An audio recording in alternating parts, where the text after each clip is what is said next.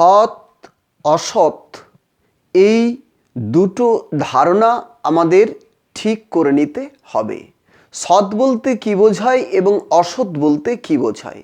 সৎ বলতে বোঝায় যা বর্তমান থাকে, যা সদা বিদ্যমান, সেটাই হলো সৎ।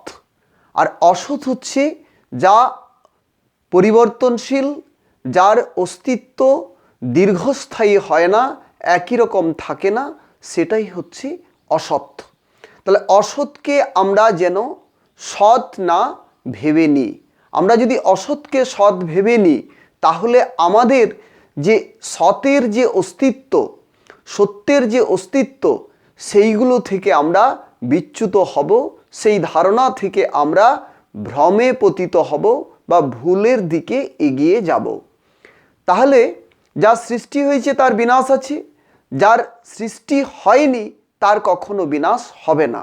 তাহলে ত্রিসত্যের বিনাশ নেই, ত্রিসত্য পূর্বাপর একই থাকে, ত্রিসত্য সদা বিদ্যমান। এই যে ত্রিসত্যের যে স্থায়িত্ব, এই স্থায়িত্ব সম্পর্কে আমরা সঠিকভাবে বোধ উপলব্ধি করব। আমরা যখনই এই বোধ লাভ করব তখনই যা অসৎ বস্তু, সেই অসৎ বস্তুকে আর আমরা অসৎ ছাড়া বা পরিবর্তনশীল ছাড়া আর কিছু আমরা ভাবব না। তাহলে কি, যার পরিবর্তন নেই, যা পূর্বাপর একই থাকে, সেটাই হলো সৎ। আর যা পরিবর্তনশীল তা হলো অসৎ। তাহলে এই যে দুয়ের পার্থক্য, এই প্রভেদকে আমাদের সঠিকভাবে নির্ণয় করতে হবে। তবেই আমরা ধীরে ধীরে আমাদের যে আসল দিক, আমাদের যে গতি, আমাদের যে অস্তিত্ব, সেই দিকে আমরা অগ্রসর হব এবং সেটা আমাদের যে বোধ রয়েছে, সেই বোধ, সঠিক বিদ্যার দ্বারাই আমরা সঠিক বোধ লাভ করে আমরা সত্য নিরূপণ করব।